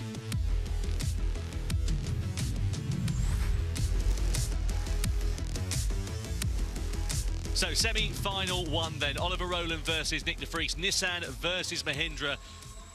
And let's see how this one is going to work out as they come out onto the circuit. So, Nick De Vries, the first driver out onto the track, and you can see him here doing burnouts on the pit exit, trying to get some heat into the carcass of that tyre. I still can't understand how Gunther's time's not been deleted. Anyway, we'll come back to that. We certainly will, yeah. We'll pick the bones out of that one. Anyway, let's have a look at this and focus on what's going on here for semi-final 1. You see clear visor for Oliver Rowland, given the conditions, which gives us a great perspective on where the driver's eyes are looking through the corners. Yeah, just as we're looking at that, and they build their lap and won the lap, just actually thinking on just what we were saying there about Tictum not being in the right setting. Surely that's something that's it's a switch on, switch off from the cockpit. Also, surely you know that on the outlap. That why would you start the time lap? Yeah. Unless it's locked, you know. Yeah, locked in once you've leave the pit lane. Yeah. Doesn't really make sense, does it, Pico? The fact that he should have realised immediately, because the dashboard would have been saying max output, which, you know, because every driver isn't allowed to go over a certain battery spike, because we've seen penalties for that before. So he should have known, really, shouldn't he? Yeah, and as far as we're aware, that they can change it on circuit, because they do that in the practice sessions when they do their fast laps, and so. What I'm assuming happened is that 350 maybe wasn't responding. He was trying to select it, and then we saw a bunch of errors. I think he said 1 billion errors in practice earlier today. Maybe we saw an error there, and it wouldn't select it. And the thing is, we know Dan. I mean, I'm a huge fan of his, but he does have a short fuse, so yeah.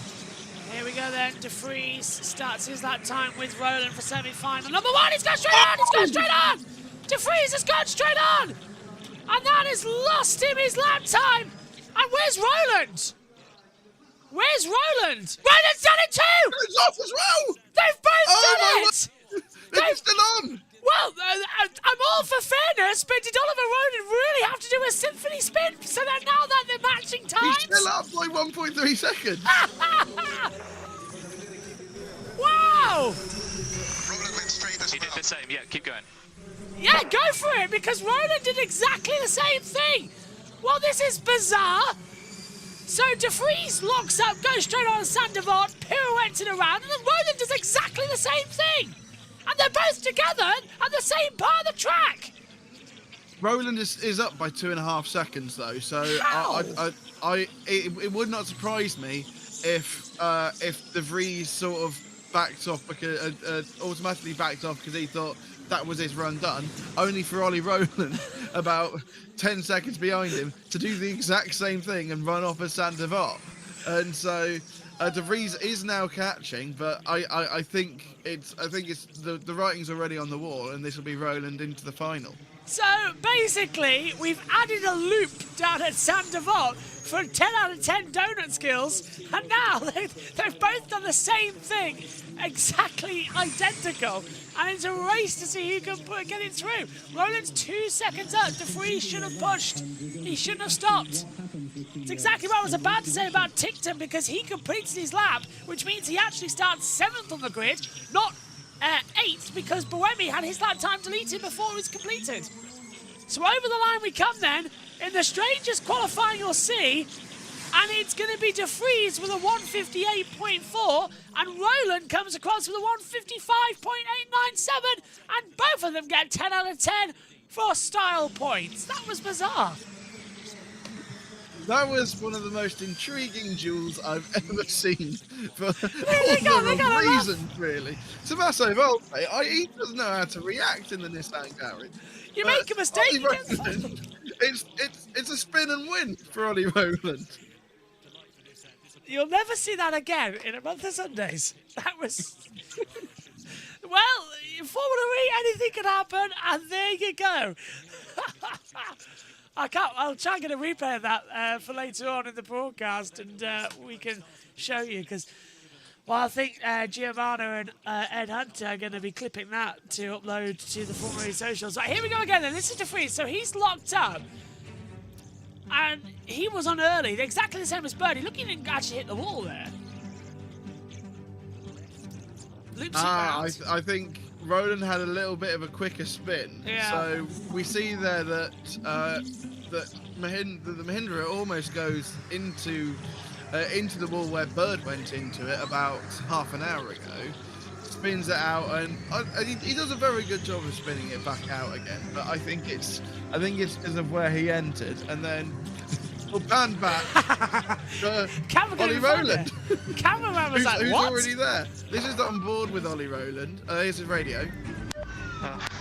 The problem is I couldn't see him off before arrived to the brake. So slippery, this one. So it was in fact a sympathy spin from Ollie Rowland, because he couldn't react in time for Nick De Vries being in there. But the line that Ollie Rowland was on meant that he could have a better spin and exit back out onto the circuit a lot easier than a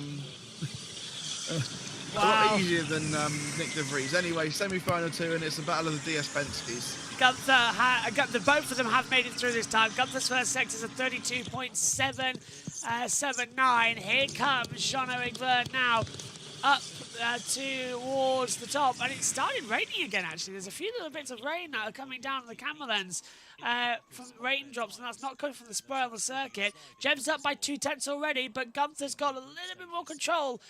And oh, that was a bit messy down at what is Fair One hairpin. Yeah, I don't think we've seen anyone sort of get it bang on. This is the thing, we've seen it sort of this season. We saw it in Mexico City when there was a little bit of rain on the morning of the Saturday. These new softer Hankook tyres. Oh, as Gunther gets crossed up coming out of the he's going to run a guys. Cuts the chicane, and Jeb, who was already up by half a second, I think is going to go on and win this here.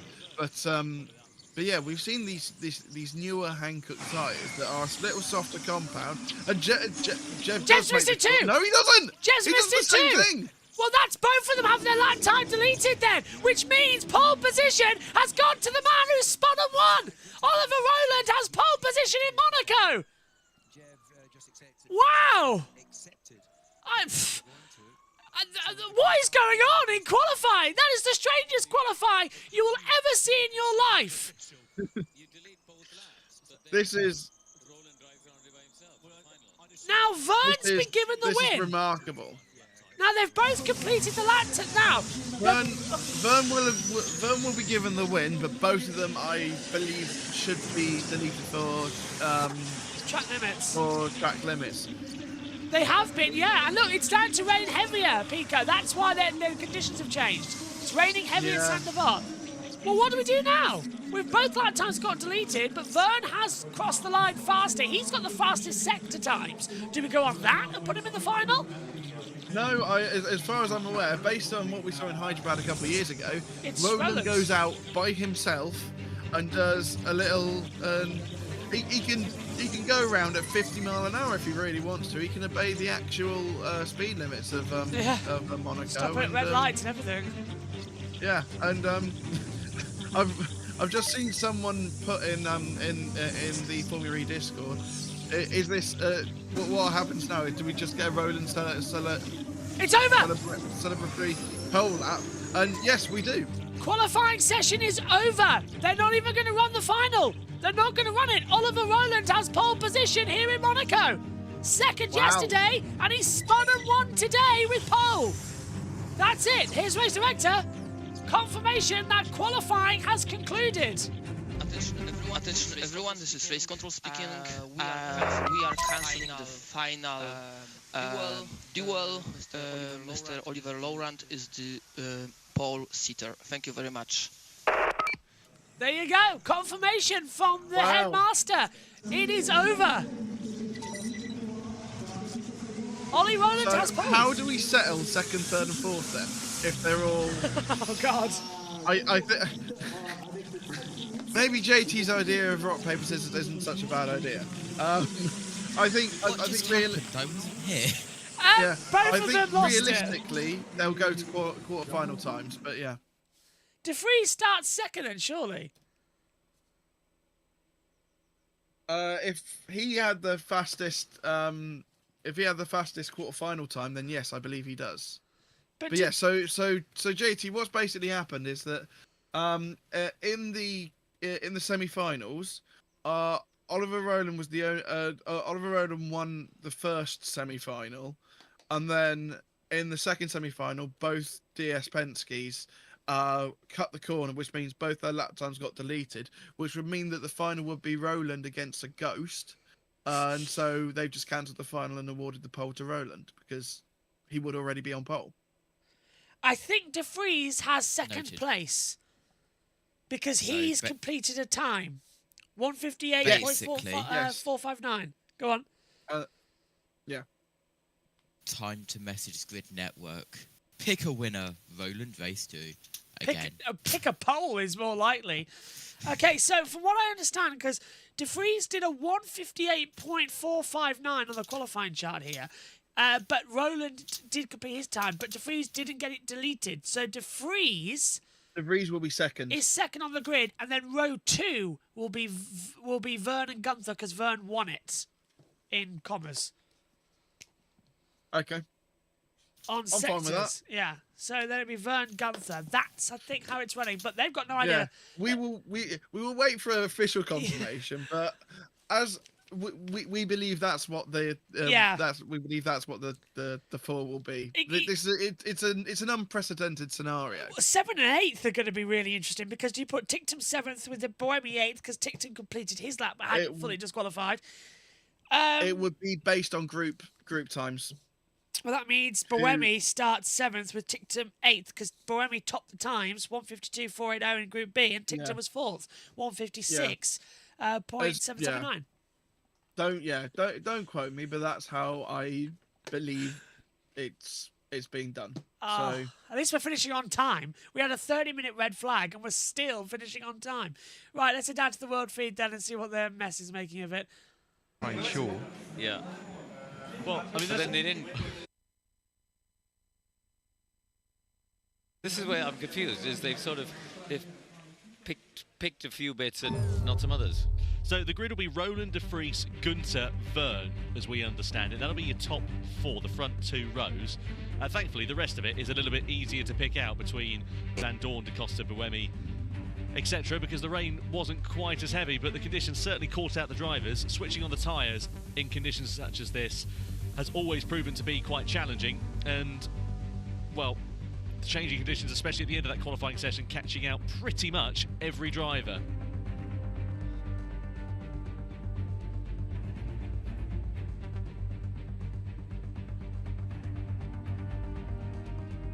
So then, Oliver Rowland, extreme era of Formula E. It's his second pole position here at Monaco as well. For the first time he'll actually be starting from it, because he had a grid penalty back in 2019.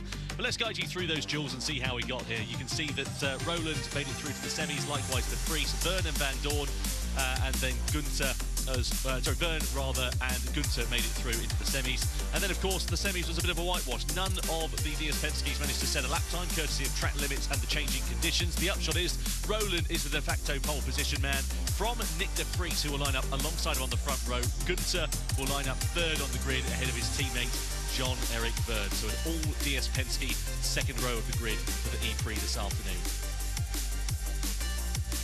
Well, we'll be hearing from the drivers in a few moments' time and catching up with them. But a Julius Baer pole position trophy for Oliver Rowland to take home for the first time in season 11. I tell you what, if the E-Prix is half as dramatic as that, Karoom, we're on for a cracker. Let's go down, though, and catch up with Oliver Rowland, our pole sitter, his first ever pole here in Monte Carlo. Is it? Oliver Rowland, you're on pole, but that was probably the craziest qualifying that we have ever seen in Formula E. Yeah, I don't know where to start. I didn't even know that it was cancelled because they both went off. I thought it was because of the weather, but yeah, honestly, we didn't expect that in the rain. We usually struggle a lot, but I was able to put in a good first lap in the quarterfinal and just close my eyes a little bit and go for it, and that's the one that paid off in the end. So yeah, really, really pleased. And I heard you talking just now. Did you say that you'd seen that Nick had gone off and then you were trying to donut as fast as possible? Is that a misspent youth coming into play there? Well, you can't see him, and you brake before you can see the corner there because it's quite an early braking point. And when I braked, I said, I'm off. I'm going off. And then I saw him coming back on, so then I said, right, quickly do a donut and get out of there quickly, because it was a race of donuts in the end. And do you think we're going to see a wet race this afternoon? And if so, are you going to enjoy that? Actually, I would quite like a wet race because it's very difficult to pass in the rain. Yeah, the energy, there won't be much saving. So for me, I'd be quite happy with a wet race. But either way, I'm happy. Well, congratulations. It's time to present you with the Julius Baer Pole Position Trophy presented by Albert Enriquez, the CEO of Julius Baer Monaco. Very well done. Pole position for Oliver Rowland in an absolutely chaotic qualifying session. here in Monaco. And let's see whether he can convert that into the double here this afternoon. Let's see what the weather does, crucially, as well. It started to dry out in the mid-stage of that session, and then there was an absolute deluge, which caused tricky track conditions. And even in the semi-finals, Roland and De Vries came a cropper at the first corner, but Roland managed to recover that a little bit quicker. The upshot is that he is on pole position. I don't think we'll be reviewing the onboard lap of that in the history books anytime soon. But nonetheless, a very welcome result for Oliver Roland, and another 3 points to bolster his lead in the Drivers' Championship up to 37 at near enough the halfway stage of the season. Nick De Vries lines up alongside him on the front row of the grid. Let's catch up with him. Nick, it's a front row start, but that was probably one of the craziest qualifying of your career so far. How do you feel out track on today? Yeah, the conditions were very, very tricky, especially in the last semis. I think in both the rain intensity increased significantly, and I think none of us actually made the lap without going off somewhere. And yeah, it was kind of funny, because when I saw Ollie going off in my mirror, I still thought I had a chance. But obviously he saw that it happened to me, so he spun around the car much quicker, and all the loss was pretty much there. But nevertheless, considering the conditions and the drastic change from a dry weekend, I think we can be very happy with a front row start. It's been a massive step for Mahindra this weekend. Your pace has been amazing, obviously a podium yesterday. Can you tell us we've heard there's rumours of some changes within the software. Is there any updates on that from your side? Yeah, obviously the team is pushing very hard to constantly find small improvements, and I think that's an ongoing process for everyone here in the paddock, and we certainly try very hard. What's your game plan in the wet today? Is it gonna, I've no idea, is it gonna remain wet, or, I mean, in these conditions you can't even race, so I don't know, we'll find out this afternoon. Well, best of luck for the afternoon. Well, we'll wait and see what happens with the weather conditions later on this afternoon, and see whether we do indeed manage to go racing side by side here in Monte Carlo. If we do, in conditions such as this, it will be very action-packed, I can assure you. 29 laps of action to come here today. No pit boost to worry about either. A flat-out race from start to finish with the 2 attack modes as well.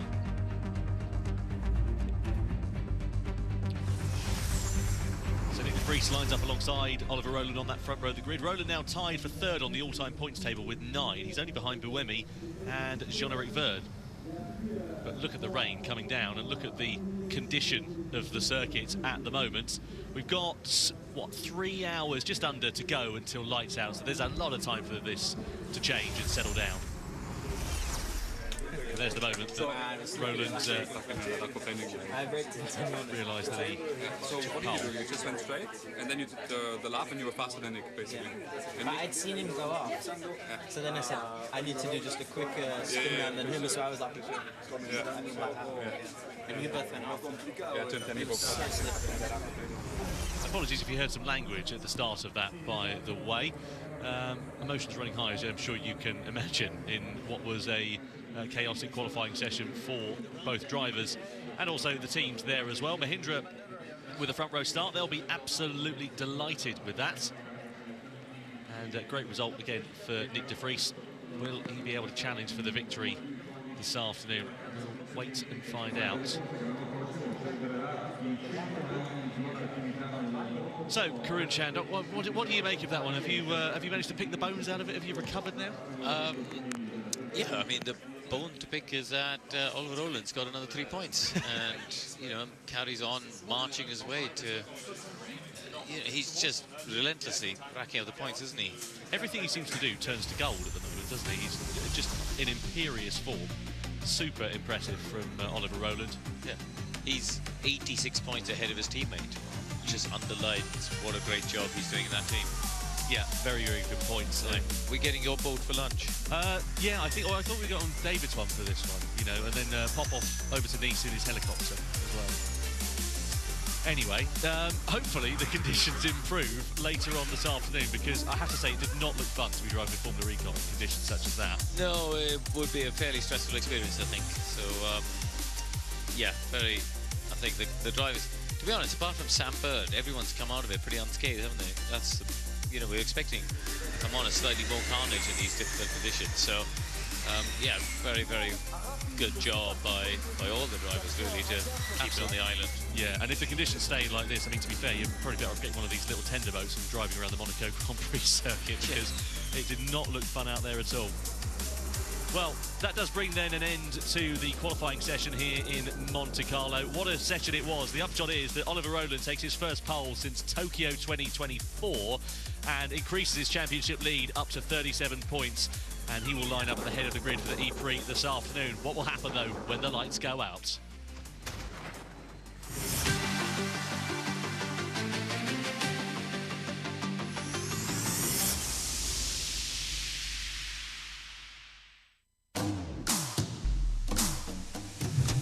Come on, boy. This is your new avenue. You recently moved to Monaco. This is my new local. It's been a real nice lifestyle change.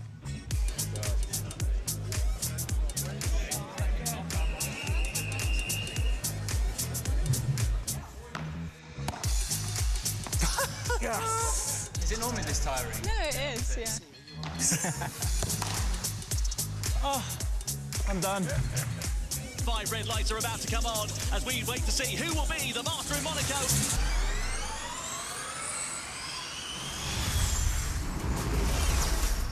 Well, the rain sent some of our drivers into a spin, but it is Oliver Rowland who has managed to take pole position, his second pole position actually, in Monaco. But in 2019, he got a grid penalty. So the first time he will be starting at the very top of the grid. And it puts himself in a great position. Those extra 3 points gives him a championship lead of 37 points, which means that is the biggest lead we've seen in the Gen 3 era. Wow. I mean, it doesn't really matter how you take pole position, does it? I mean, he's ultimately starting from the front of the grid, which is what he wants. Especially a wet Monaco, starting on pole. That is the best place to be starting this afternoon. Let's talk about how busy it was in that session, though. I mean, both DS Penske drivers, they had the issue with the track limits. They didn't spin out.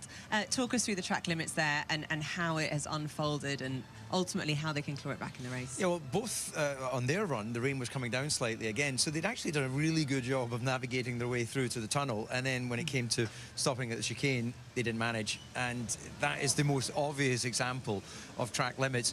The Gunter one, you can see he actually tried to stop the car to almost go, sorry, I know I've gained an advantage, but I'm going to sort of cancel that advantage by doing a little stop-start. And then his teammate, Jean-Eric Verne, he takes a more traditional sort of, yeah, look, I haven't made it, but I'll keep going. It's just very unusual circumstances, and in the end, it made for what would be considered a slightly messy qualifying. Yeah. But Oliver Rowland, well, but then he's showing his luck again. Yeah, absolutely. Well, actually, let's go to Saunders now, because he caught up with Gunter. Let's see what they have to say. Maximilian Gunter, not an ideal way to see out qualifying, especially when against your own teammate. Talk us through what happened. Yeah, I just got aquaplaning, exit of the tunnel. Was very, very slippery in the semi-final. I think all 4 cars experienced something similar. Yeah, you just try to survive. We tried our best. I think still the top 3 starting position is good. But yeah, very complicated semi-final. Well, the looks of it, it doesn't seem like these conditions are going anywhere. Does that play into how you like to race, or is it going to make things more difficult? I look forward to the race. I think it's fun to drive in this condition, but obviously a big challenge. Thanks, Max. Thanks. So good to hear from Max Gunter there. Saunders has been busy down in the pit lane. Let's hear from Jean-Eric Verne. Jean-Eric Verne, I mean, that's something I don't think we've ever seen in Formula E qualifying before, where both drivers have lap times deleted. What happened out there? Yeah, well, especially between 2 teammates. I mean, my team only had to tell me Max got the chicane, slow down, and I would have been through. So, I mean, yeah, we take it as a team. Sometimes I'm the one doing mistakes, but yeah, it doesn't feel nice. So what happens now? Where are you going to both be starting from? I have no idea. I guess top 4, but I don't know. Well, you know how to overtake here. I remember back in a few seasons ago, it was P22 to P7, so yeah. Especially if it's wet as well. Yeah, well, I mean, yesterday I started P16 and I didn't come back much, so I hope I'm going to have a better race. Thanks, Jeff. Remarkably jolly Jean-Eric Verne there. Let's talk about the spins that we saw from Oliver Rowland and Nick de Vries. Quite remarkable. They just mirrored each other, copying each other. Well, it was different conditions when they went out there. So what happened was they'd been in the pits for 5 minutes. They went out and they arrived at turn 1 and outbraked themselves. And literally one after the other, we saw a nice little pirouette there from Nick. And then he's off up the hill trying to figure out whether he should push or not knowing that Oliver copies him, does exactly the same, but Oliver spins around quicker and then gets after it on the rest of this lap and managed to do a faster lap than Nick, both with a pirouette. Have you done one of those before, DC? No, I've never been down the runoff at Sandoval. I always thought if you go and screw it at the first corner, then you know you've done your whole lap, haven't you? To get it wrong at the chicane or something, at least you've learned something up until that point. But yeah, I think the learnings from that is Nick did what probably most of us would think. Well, that's it. I've blown my lap. But he should, of course, with hindsight, have just kept pushing. Yeah. Let's also talk about what happened with Dan Ticktum in the quarterfinals. I mean, he came out very frustrated on the team radio, shall we say. Yeah, and I had a chat with him afterwards. His frustration is justified. He only had the 300 kilowatt and the rear-wheel drive in the duels when he should have had four-wheel drive, from what I understood speaking to him. So, yeah, bitter blow for him. I think, you know, he showed marvellous pace yesterday, and today he was looking on good form again. Hopefully he can still get a good result in the race. Yeah, well, let's see how he is feeling after that qualifying session. He's with Saunders. Dan Ticktum, heard you on the radio. There was something that cost you a better result today. What was it? The team just messed up what mode the car should be in, and I didn't get 350. You didn't get to do the 350 lap? We got 350 on the out lap, and then it cancelled on the start-finish straight, so that's just great, isn't it? Must be extra frustrating knowing that you almost had the risk of not even getting into qualifying. That was eradicated, and yet still here you are. Well, I've done my job this weekend, so, you know, that's just not good enough. So next few hours to get into shape for the race and see what you can do there. Yeah, I suggest I don't talk to my team for at least 2 hours because I think might punch someone. Thanks, Dan. You just can't beat a Dan Ticktum interview. I love his honesty. Are you guys going to go and sit with him at lunch? Because if he's not with his team, he's going to have to sit with someone. No, I think I'll have lunch with you guys. No, I think I'll leave Dan to cool down a little bit. Plenty of rain for him to cool down in. But, I mean, you understand the frustration, though. He put himself in exactly the right position and didn't have the car to do what he needed to do. Yeah, but come on, let's be honest, though. It's funny to watch, but the team are there when you're doing well, and you've got to be there for the team when things aren't going so well. So, you know, I'd put him in a room with a mirror if he wants to go and punch somebody. Quick predictions on the weather. You guys are local. It's quite cloudy and rainy. Is it here to stay? Normally it does stay around a bit, so it should vary in levels. I think hopefully it won't be too heavy before the start of the race, but if it is, we're going to see the attack mode play a massive part. Right, well, join us. We will be back live for the race show in just over 90 minutes' time. Find out if Oliver Rowland takes a lights to flag victory in Monaco. Yeah, thanks, Nikki, as well. Pico, Dick Tantrum comes out again, doesn't he? That was uncomfortable to watch. That's the thing. I love Dan. He's a good racing driver, and he wears his heart on his sleeve. But it's just when it's when he says stuff like this, I sort of like have my head in my hands, like, because the thing is, like, we see a lot and a lot more recently, like, and especially in like F1, I've seen loads of comments for the rookies that have come in, and they said, and loads of people are going like, do not media train these guys. These guys are fantastic.